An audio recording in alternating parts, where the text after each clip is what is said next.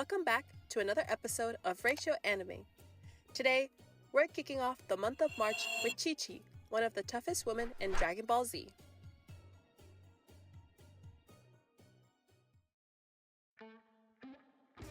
Love, a magical adventure in itself. It's this universal force that binds us and connects us together. While nobody is perfect and we all have faults, love in all its forms trumps all and will overcome. This speaks true for the wife of Goku, Chi-Chi, and their relationship. Born to the Ox King, Chi-Chi spent her early years on Fry Pan Mountain being raised by her parents, though it is unknown if her mother had a hand in raising her and when exactly her mother passed away. But what is known is that she grew up learning martial arts from her father, the Ox King, one of the pupils of the legendary Master Roshi, atop of Fry Pan Mountain. Before she met Goku, Chi-Chi's home, Fry Pan Mountain, caught a blaze, becoming inhabitable. As such, her father sends her on a quest to acquire the banned show fan for Master Roshi. While on her treacherous quest, she gets sidetracked by a dinosaur, engaging it in battle and beheading it. And suddenly, the bandit Yamcha appears from behind her. Startled by the stranger, Chi-Chi again engages in combat and is knocked out cold. Eventually, she wakes up and engages again, but Yamcha, now knowing that the girl is the child of the fearsome Ox King, attempts to de-escalate the situation. But here comes the monkey-tailed hero, Son Goku, who picks up Chi-Chi on the flying Nimbus cloud. Going off to find Master Roshi, on the way there, Chi-Chi and Goku's naivety shows as they both have limited interaction with the member of the opposite sex. Goku's lack of knowledge at the time in the story requires him to check to see if Chi-Chi is a boy or a girl.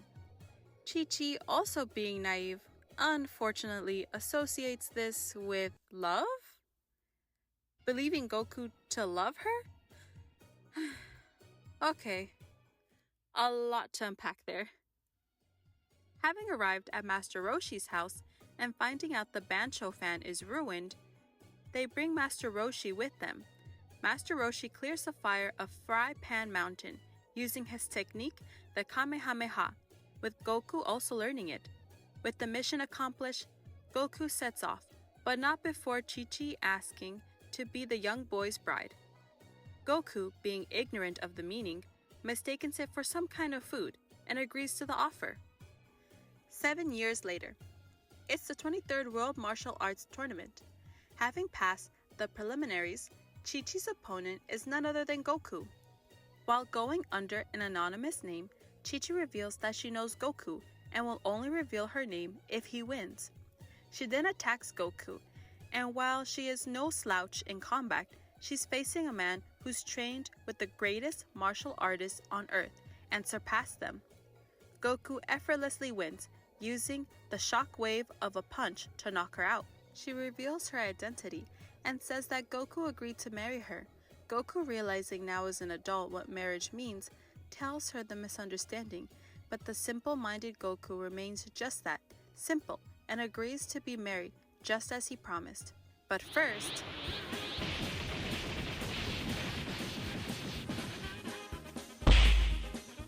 now that that's done, Goku and Chi-Chi fly off. In about a year, they will have a son, Gohan.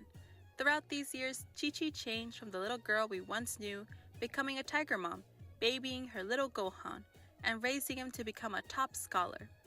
So, when Piccolo kidnaps her son and reveals her husband's dead, she kinda loses her shit there. Throughout the years, as her husband, sons, and friends go on many adventures and battle, she is always against the involvement of Gohan, though she allows him to train for the Android and Cell saga with the stipulation that he never fights. But this all changes after the death of her husband Goku against Cell. After the death of Goku and the birth of their second son Goten, Chi-Chi mellows out, even training Goten and teaching him how to fight.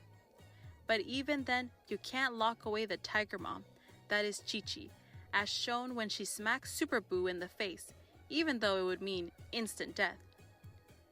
All in all, there's a reason she's married to a Saiyan. relationship. Though not a controversial relationship, Chi-Chi and Goku do love each other, though it may be debatable to what degree, as Goku's naive nature mixed with sane nature makes him a less than viable partner in a traditional sense, with Toriyama, the creator of Dragon Ball, himself even stating that Goku might not have a sense of family member, like Gohan and Chi-Chi, except as one of his companions, meaning that Goku sees his wife and son as equal to his other friends. But Toriyama also self-admittedly barely remembers the rest of his own story, so it can be considered up to debate. Chi-Chi loves Goku, though, so much that she accepts him for who he is and what he wants, knowing the type of person she married and that he'll run off to train and fight strong opponents constantly for months or years at a time. Seriously though, the guy is like never home at all. It's like rare. And did you know he's never kissed her either? And she still loves him. Like, how does that even work? And they have 2 kids together? So do they just like get straight into it or what? Although it is not in the most traditional sense, Goku loves her, becoming furious and powering up when the evil god Zamasu revealed to him he murdered her in a different timeline. This does not disprove Toriyama's statement, but does prove that he deeply cares for her on an extreme level. The relationship between Chi-Chi and Goku sure is a strange one, but what relationship isn't? They are together for a reason, and even if it's not what we're used to, it's still love. Thank you for watching this episode. As always, don't forget to like, subscribe, and comment your favorite Chi-Chi moment down below.